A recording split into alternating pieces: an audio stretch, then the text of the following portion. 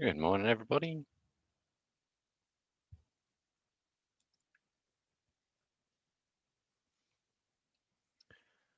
All right, give people a few minutes to roll in, and we'll get going on chi-squared. In the meantime, if anyone has any questions about anything really, just ask away.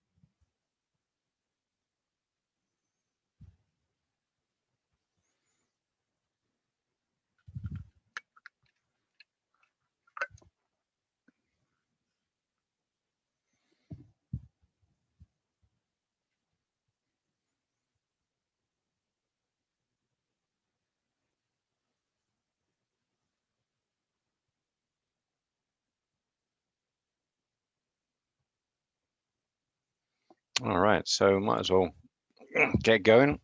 So what we're going to do today is probably spend most of the lecture, if not all of it, going through chi-squared test. And if we got any extra time after that, then we'll look at kind of probability and stuff like that, right? So figuring out, let me get rid of this. So it's reminding me that I've got to teach now.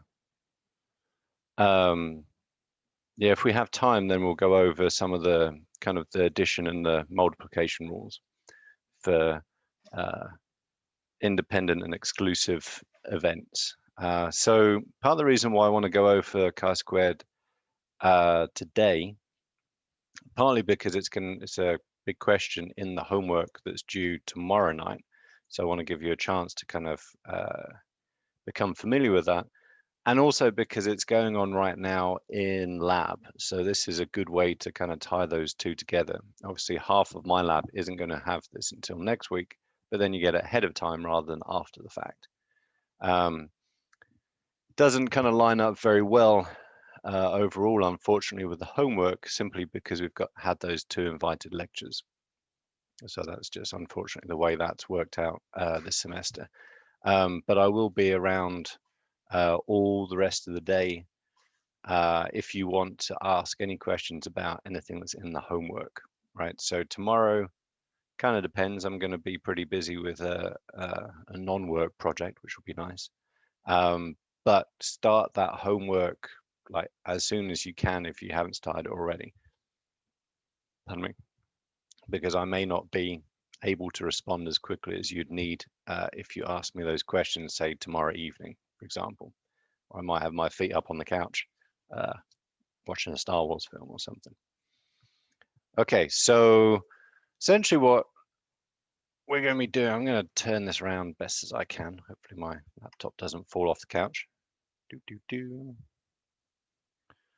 Okay, get that down like so. So we can just work with the whiteboard today. So the whole point of the chi-squared test is to figure out how well your data fit your expectations, right? It's also called a goodness of fit test.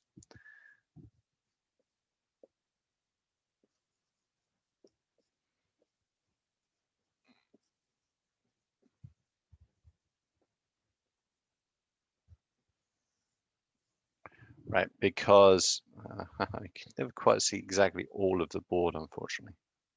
There we go. Because really that's what you care about, right? So essentially, a lot of statistical tests, what you're actually trying to do is to determine if there's a difference between different groups, right? So control group versus experimental group, for example. And the reason for that is because you're trying to look at the effect of whatever you're doing, right? Are you having an effect? Is that effect significant? With the chi-square test instead, we have a different purpose. So here we essentially are saying we've got this idea about what's happening, right, based on our theory. And in many cases, this is based on what we know about Mendelian genetics. How well do the data that we observe fit that theory, right? And so really this is a way of testing whether or not your theory is correct, right? And that's why it's the goodness of fit test is a much better name for it really than chi-squared, because no one really knows what chi-squared means. I don't know what chi-squared means. I know what the square bit means, but the chi bit is, I don't know. It's just a Greek letter. So I'm going to go through this and kind of write up the equation formally, right? Because you need to know that. But then we'll go through it step by step by step, right? And so this is very much like a dihybrid cross, like a Mendelian inheritance problem. As long as you follow the rules and you take your time and do kind of each step as it needs to be done, you can't get this wrong. The only way you'll get this wrong is if you put a wrong figure, or you make the wrong assumption, or you don't follow the rules that I'm kind of laying out for you. Okay, so this isn't a kind of subjective type of deal, right? It's a very much a mathematical one. So as long as you put the right numbers in, you'll get the right numbers out. So chi-square is the sum of, that's what that means, right? And this is very much like working out variance, right? So you're going to do a whole bunch of calculations, then add them together for a single value. Now we have the tricky bit. We have your observed data, right? So if you do a dihybrid cross, for example, or even a monohybrid cross, right? These would be the data that you collect of the F2 generation. You know, so you cross two heterozygotes together, and then you see how many of each different phenotype do I have, right? Those are your observed data. Now, because this is trying to figure out how well your data fit, right? You need expected values, right? So these are the values that you would expect based on your theory or assumptions or whatever that you start the experiment with, right? So these are your expected values, right? So I always want to jump ahead in my mind. I've got to kind of slow things down a little bit. So the issue with this is just the same with variance, right? So almost certainly you're going to have an observed number that's higher than your expected number, and an observed number or more that is lower than your expected number, right? So if you take away a large number away from a small number, you'll get a negative value. And don't forget, we're summing these together, right? So if you add a positive and a negative, they'll cancel out. So we do exactly the same thing that we did with variance, and we square that number, the difference between the observed and the expected. Okay. Now, this difference that you get here can be, let's say you have a difference of 10, right? Whatever the data are. Now, if that difference is 10 is out of an expected of 1,000, then that is going to be a pretty small difference, right? What if it's a difference of 10 out of an expected of 30? It's going to be a huge difference. So we control for that by dividing all of this by your expected value. So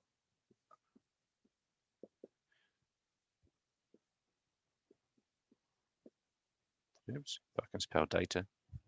Your observed is your observed data, blah, blah. Your expected is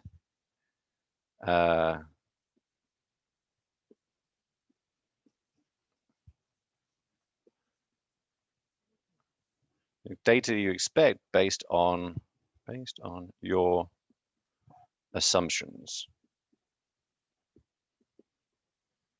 or theory or whatever, right? Okay, any questions so far?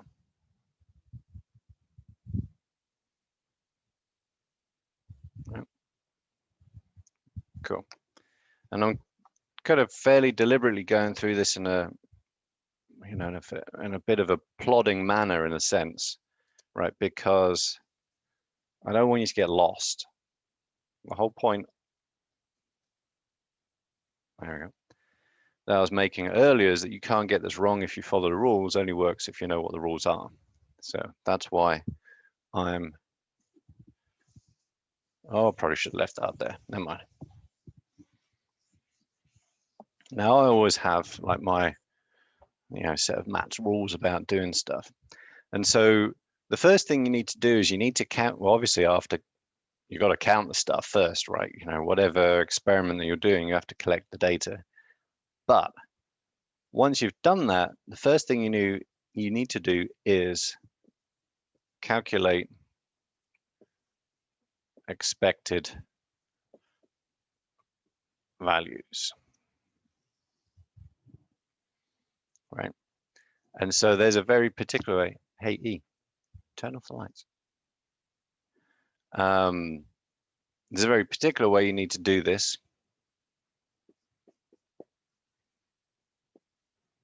So you're expected, let's just do EXP.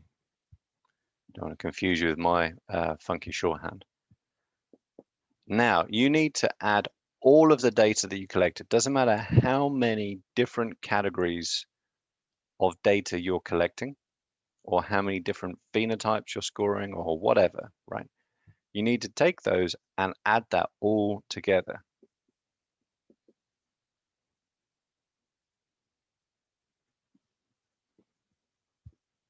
Observed data.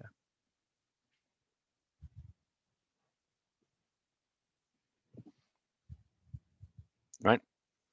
So if you score 20 and 30, then your total would be 50. If you score 55 and 45, total will be 100, right? You have to use this. One thing that students often do wrong is they calculate the expected from an individual phenotype or data point, right? So going back to the previous example, if you have 55 and 45, students quite often will calculate their expected values from, say, 55, right? From one of those two. You can't do that. You have to add them all together, right?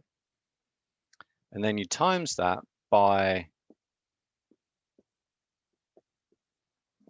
essentially the fraction you expect. You can use decimals too if that helps. Doesn't really matter. But whatever. If you expect half of your total to be blue and you scored 100, then times 100 by a half gives you 50, right? That's how you work out your expected values. But this is essentially all of the data that you should get, right? Because you've already got it. And this is based on your assumptions or theory or whatever you started the experiment with. I think X amount of the total will be whatever, right? So that expectation or expectations generates this part of it, right? So let's use a monohybrid cross as an example. We'll actually work through this in a moment. So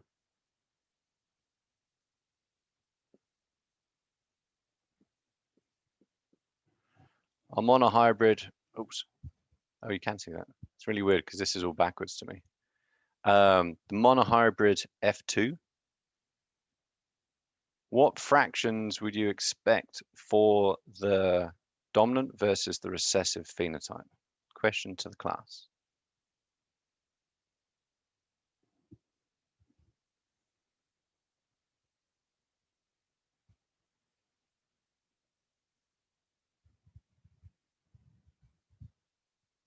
Anybody?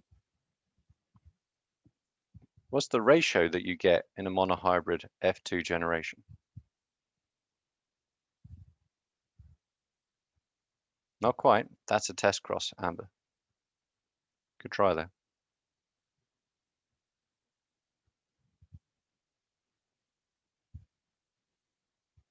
Yeah, there you go. Thank you, Brandy.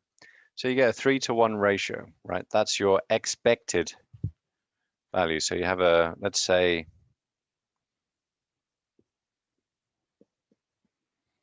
round versus wrinkled. How would we express that as fractions?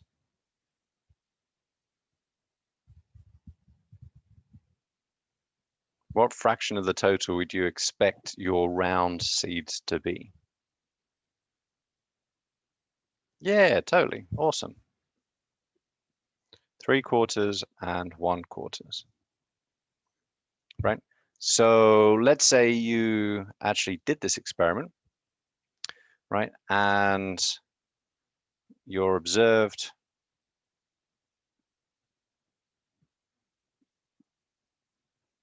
let's see.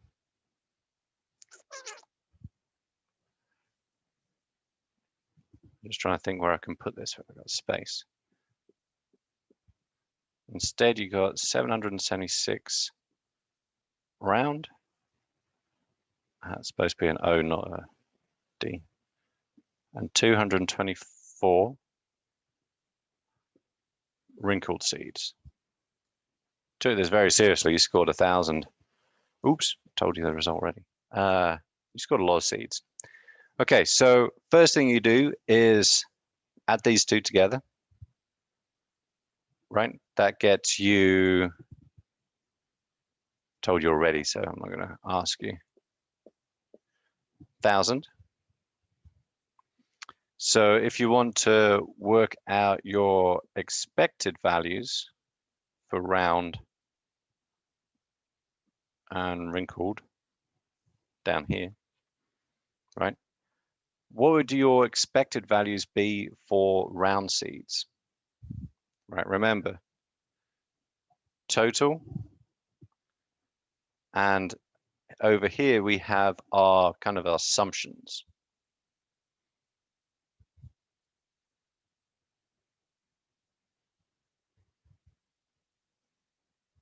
So how many round seeds would you expect? 750. Awesome. Thank you, Hima. Ah, Amber, thank you for putting that. That's a good point.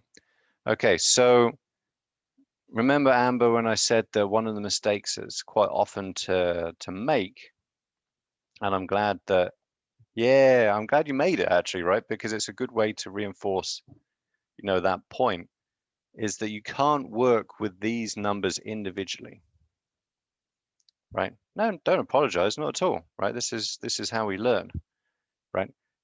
You have to add these together, right? Because your assumptions or expectations are based on all of these, on the total, right? So you have to add them together to get this number.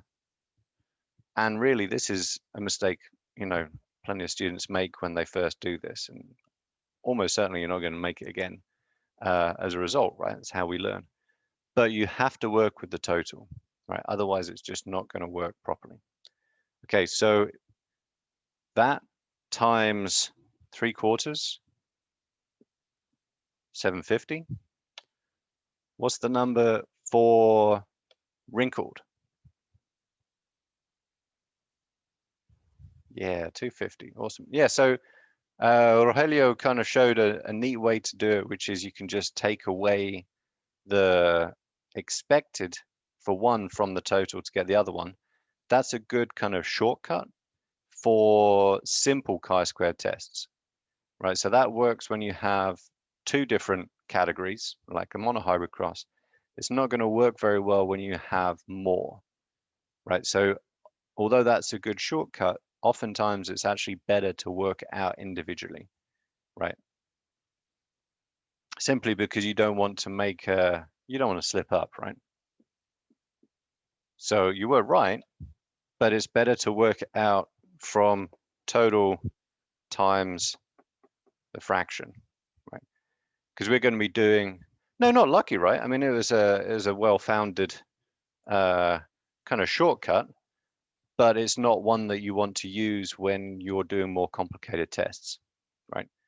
You really want to do one each individually. Like for a dihybrid cross, you're going to have 4 different categories, right? And so you have to do each one individually. Otherwise, you'll get in trouble.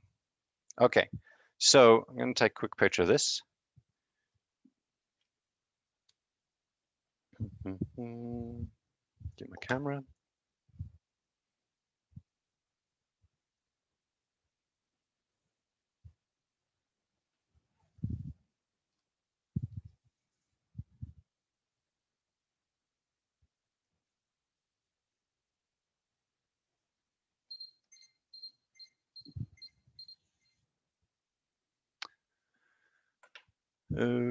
Get my wiper. Okay, so now that we have these values, right? So make a note of these values or kind of look back to the chat, okay? You got them all? Making sure that you'll have a chance to write those down on a piece of paper or something like that.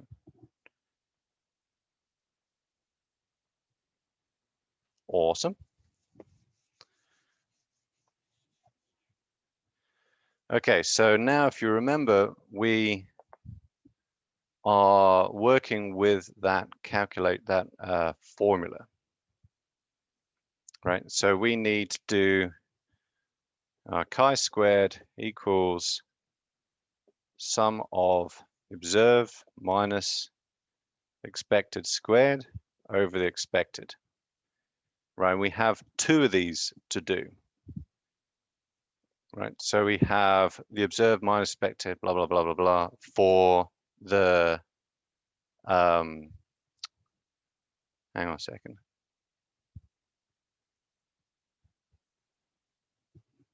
For the round, and we have the observed minus expected for the wrinkled. So let's make sure you can see that. Right, so round, wrinkled. Ooh, that looks bad. This is going to be, your observed for the round is 776, right? Minus 750 squared. Can't forget that. Let's just make sure I can bring up the chi-square table quickly when I need it. And divide that by 750. Plus, because it's a sum of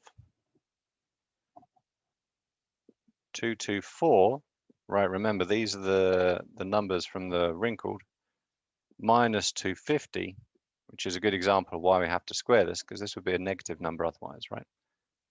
Squared over 250. Okay, so I want you to work out yourself, calculator, abacus, computer, what these numbers are. All right, so I'll give you all a few moments to do that.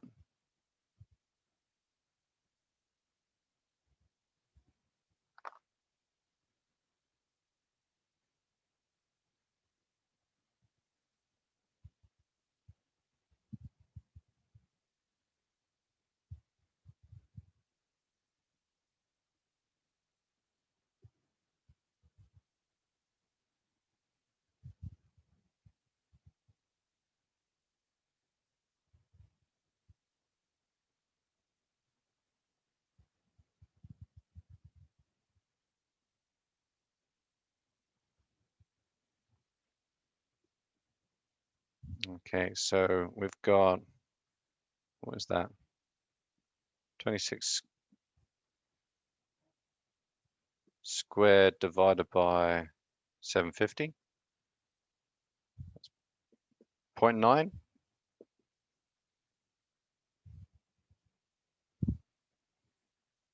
Plus, that's going to be 26 squared over 250. All right, which is 2.7. Total is 3.61.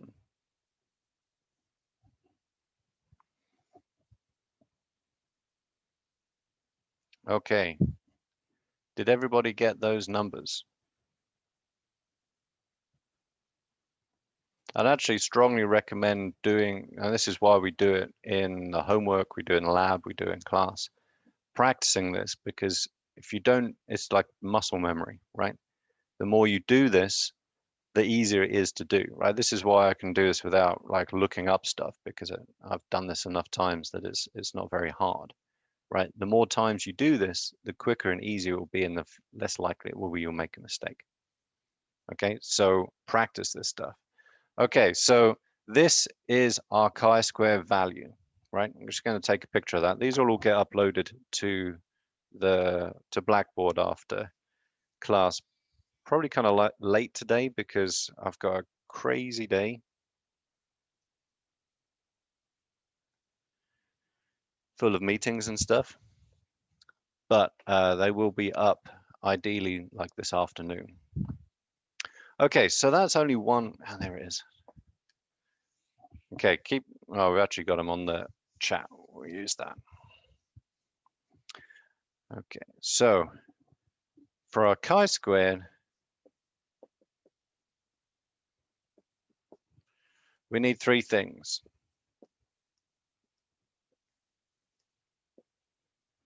We know our chi-squared value, right? Which is, what is it, 3.605, 3.1. Brain's not quite working right. Now we also need two other things, right? Essentially, we're going to know two, and we're going to use those two to calculate the third one, right? So this is why it's a series of, kind of steps that you have to be pretty deliberate about doing. The second thing that we need is degrees of freedom. Please excuse my terrible handwriting today. I think it's like Friday-itis or something. I'm not sure. Okay, so, and the reason why we need this number, and we'll get to how you calculate in a second, is the size of this value will change depending on how many things you sum to get the chi-squared value, right? So imagine if that example I gave you were a dihybrid cross, right? Now we're going to have four different, ignore the pen, four different categories. We're going to have four different calculations to add together. And even if they were all the same difference as the one that we just did, now your number will be twice as large, right? Because instead of having just two categories, now you have four, right? So you have to take into account how many categories, essentially, do you add together to get this value, right? And that is the number of categories or things that you count or phenotypes or whatever you want to call it, n minus 1. Does that make sense? So in our case, what will be the degrees of freedom for our test?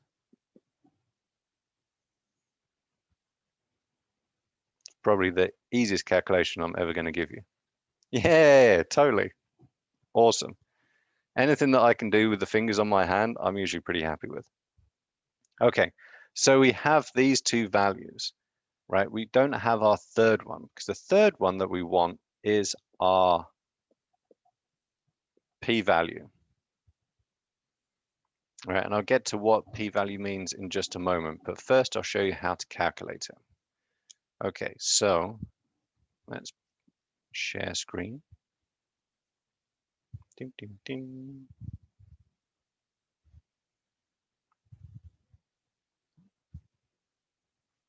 This is what we want.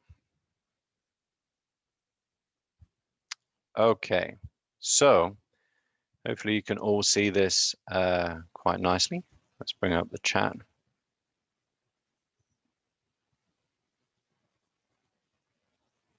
I only discovered yesterday, this is kind of weird, that you can't see the chat box like I can see the chat box on my screen, even though I'm sharing my screen with you. You can only see the application that I'm in. So you can do, you can either use this, which works really well for people that think in mathematical terms, or you can use this, which is what I use.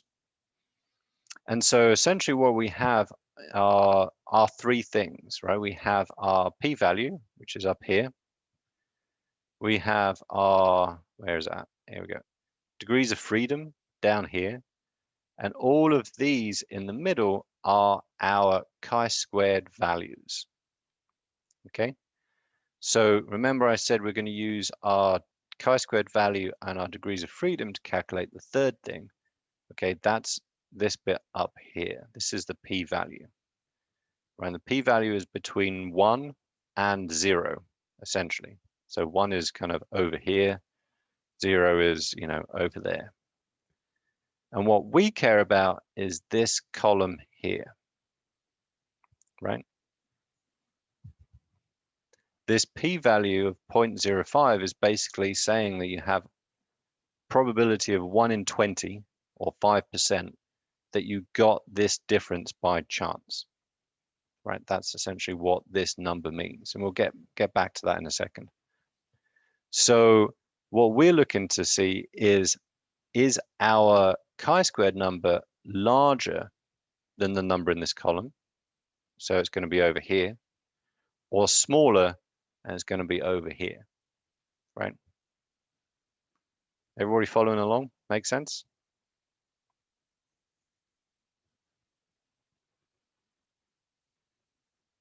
Right. So this is like our kind of line in the sand kind of thing, right? When the p-value is smaller than this, it is meaningful. When it's larger, it is not, right? And we'll get back to that again in a little bit. Okay, so what you do is you take your degrees of freedom and you find out which row you're going to be using here, right? So we have degrees of freedom of only 1. So we're going to use this row. And now you go all the way along to this value here, and you look to see, is our chi-squared value larger or smaller than this one? Which is it? It's less than that. Right. Good job, Jeremy. So what that's telling us is that our p-value is greater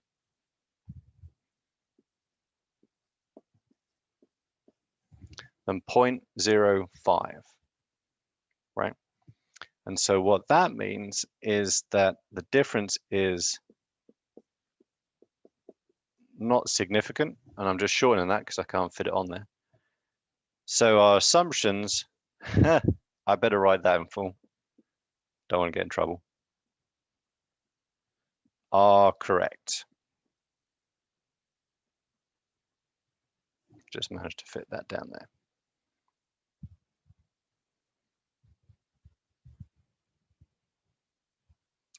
Because what that p-value is saying is that even though we got a difference, right?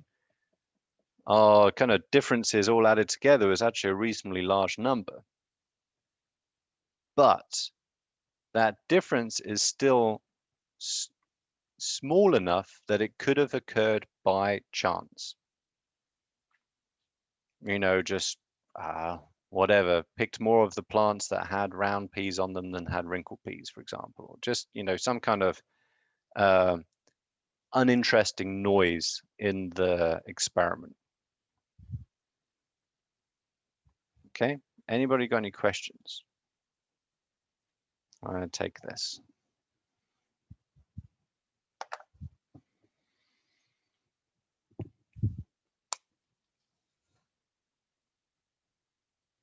Ah, man, I've got to turn the brightness of my computer down. There you go, that's better.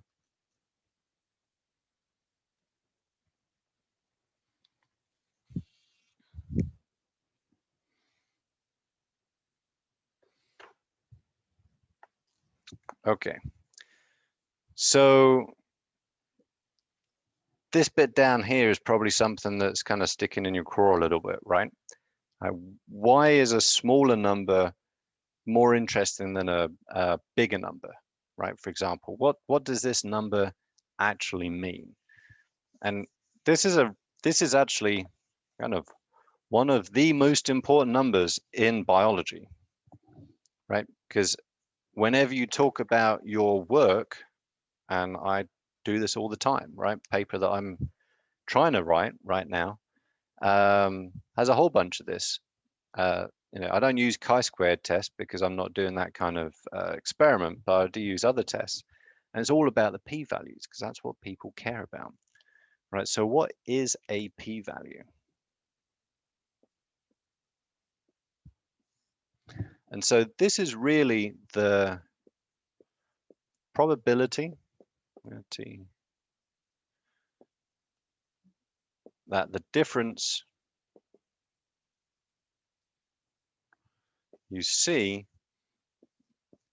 occurred by chance. Ah, if I can spell chance.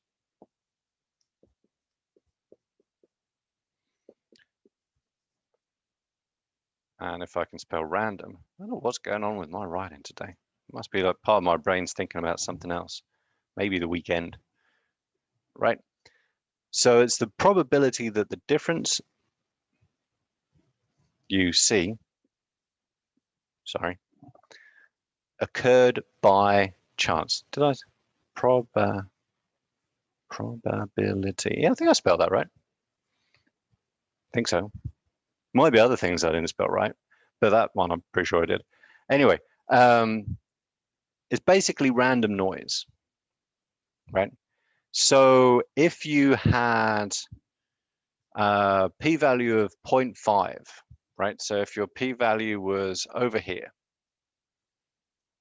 right? Essentially what that's saying is that the difference that you observed, right? Because biology is noisy, there's always going to be some kind of difference between what you observe and what you expect. If you get a p-value of 0.5, that's telling you that there's a 50% probability that that's just complete chance, right? So, maybe one time it happened because of something interesting, the other time it didn't. Another time might be, the other time might not, right? And so essentially that's not really very interesting, right? If, at least half of the time, whatever you're observing is just occurring by kind of random noise, right? Does that make sense?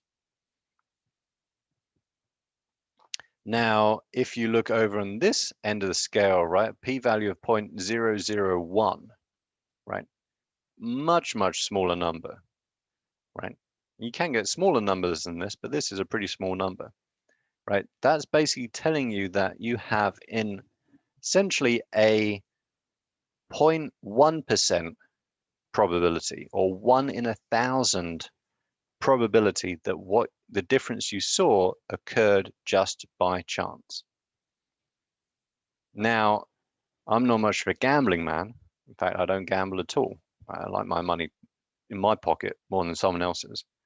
But that's basically saying you've got a 1 in 1,000 chance that this occurred by chance. Or if you flip that kind of round on its head, right, you've got a 999 out of 1,000 chance that something is going on. Right. And now when you look at it like that, it's like, holy cow, that's a big number, right?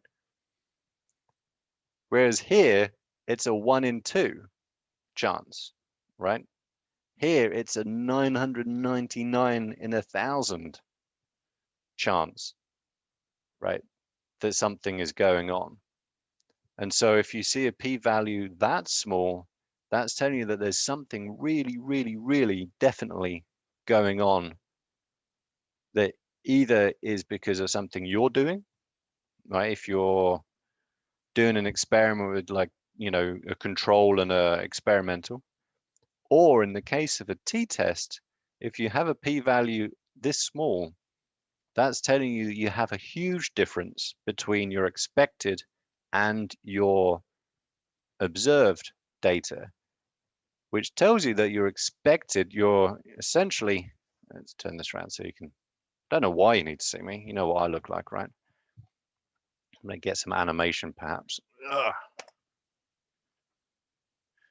All right, so that's basically saying that hang on, there we go. That'll do.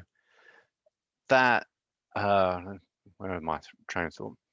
Right, so that's basically saying that your expectations are wrong, right? So whatever you based your expectations off of, that theory or hypothesis or whatever is incorrect.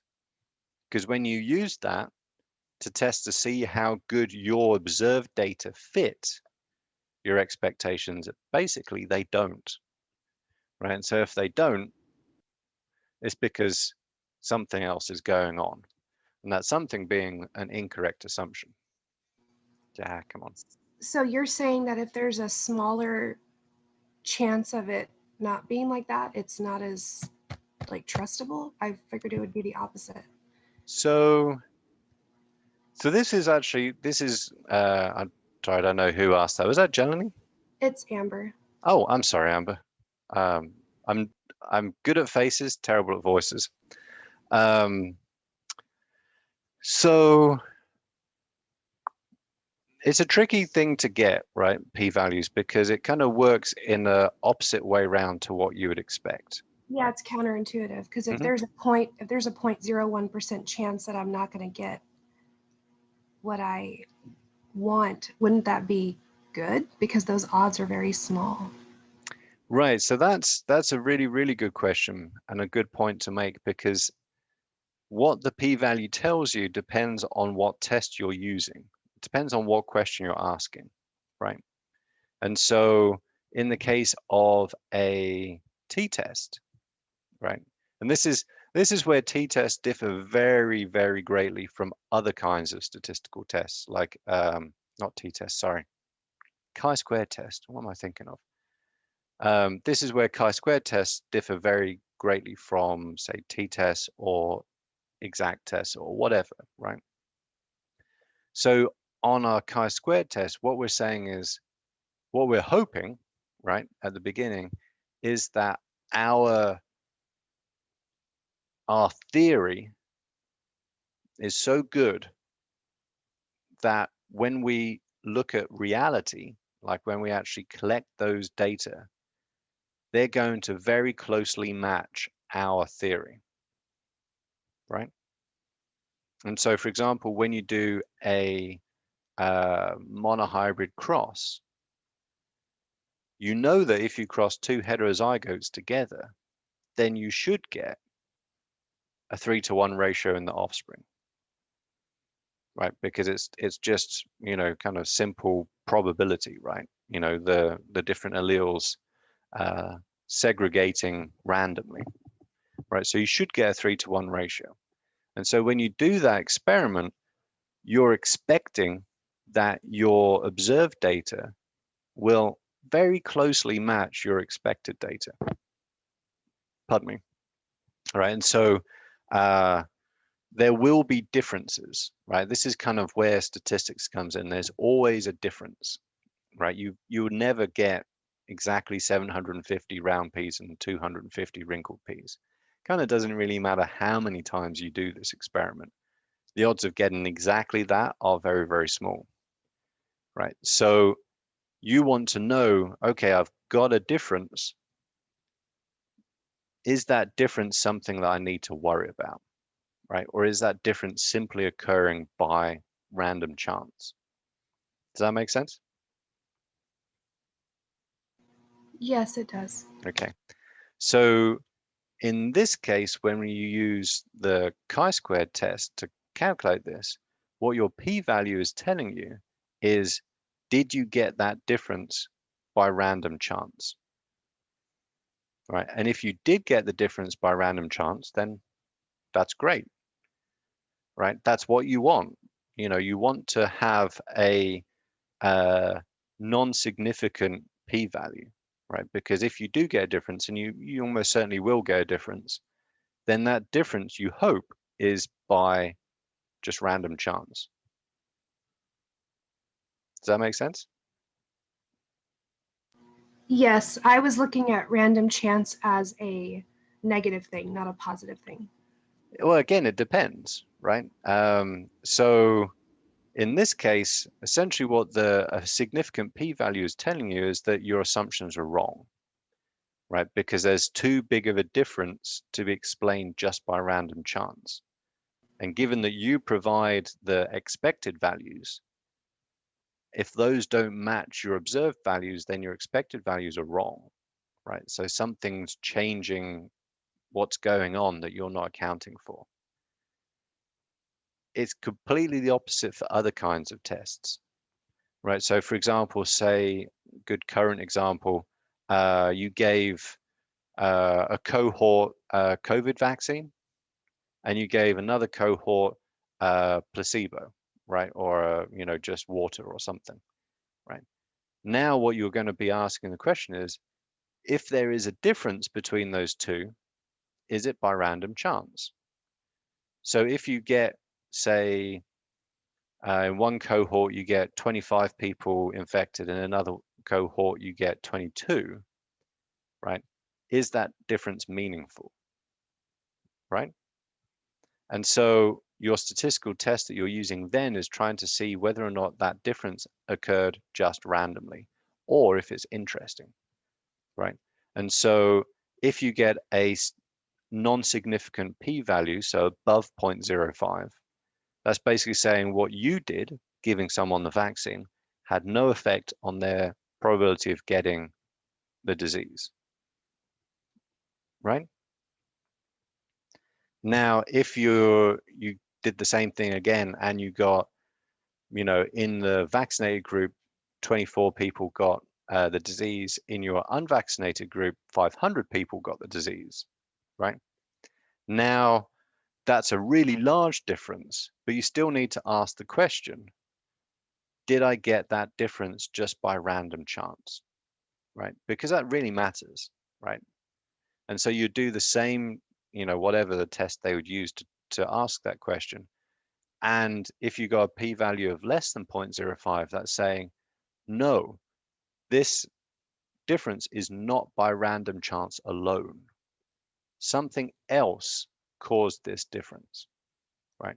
And in the case of a COVID trial, vaccine trial, for example, that difference, one hopes, would be the vaccine itself. And so then you can say the vaccine produced some effect, and that effect was significant, right? And so the what this p-value means depends very much on what question you're asking with the statistical test. In a chi-squared, it's whether or not your assumptions are correct, right? And if they are, then you expect a very small chi-squared value because your differences will be quite small. If you're asking a question is, did adding this fertilizer make this corn grow taller? Then you're hoping for a big difference, right? And that difference that you see is not by chance, it's because you added the fertilizer instead. So yeah, that is a very, very good question. And as you say, it's a kind of a counterintuitive deal as well. It's like, hang on, a smaller number and less chance equals more interesting, right? But once you kind of go through like what exactly that's telling you and think about what question you're asking, then it should make more sense. And I'm just going to got that question. Who's that from? Oh, Sophia. Oh, my daughter's named Sophie. We actually named her after, or I named her after Sophia Loren. My wife didn't realize that at the time, which is kind of funny. So in lab, we'd have to run different tests. We have to ask ourselves whether or not the difference is in our favor or not. Or will they always be a chi-squared test? So again, that's another really good question. It depends on what kind of question you're asking scientifically, right? It's very important to use the correct test. right? And so if you're looking at, for example, a lot of the stuff that I do is proportion data, right? What proportion of these cells died versus survived? You would use an Fisher's exact test would be an example, right? If you ask, how many people like chocolate versus how many people don't like chocolate, then you would be using a t-test, for example, right? And seeing whether that differed by, I don't know, sex, maybe. So it depends on the question. If you're trying to determine how good your data fits your assumptions, your expectations, that's a chi-square test. If you're looking for preference, that would be a t-test. If you're looking at proportions, that'd be a Fisher exact test, and so on and so on and so on. There are lots and lots of different statistical tests. So in the terms of what we're doing in lab and in lecture, I think the chi-square test is really the one that we focus on the most because it really plays into this kind of Mendelian genetics deal, right? But certainly once you go into other fields or other courses, then you'll be exposed to other kinds of tests, depending on what question you're asking.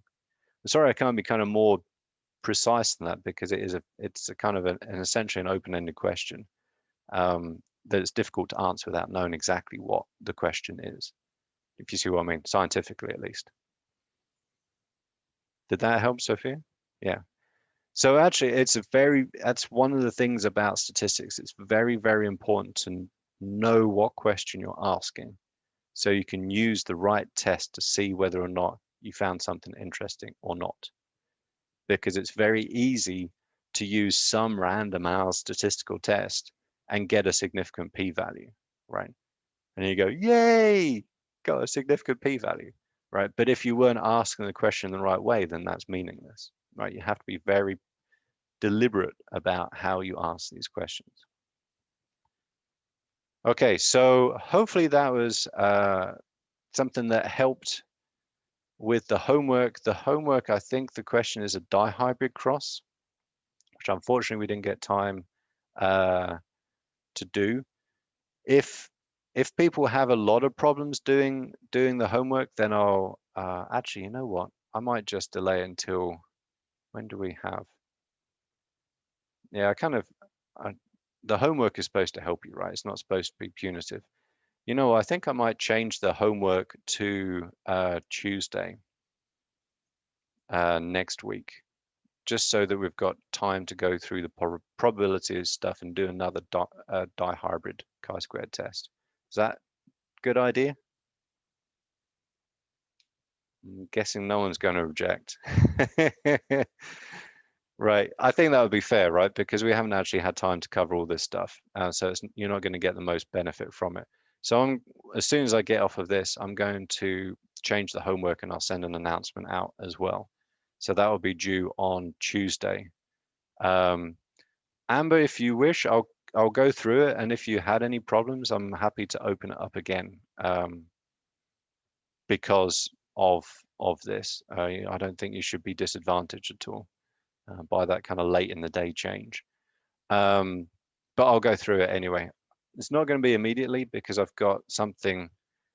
Oh, okay. Well, I've got something right after this in like 8 minutes, and I'm busy until I think 5:30 today. But I will change that homework, and I'll send an announcement once I do. Okay. So I got to go. You probably got to go too. I will catch you next week. Hope you have a lovely weekend full of relaxation and joy. And see you next week. Have a good weekend. Thank you. Have a good weekend.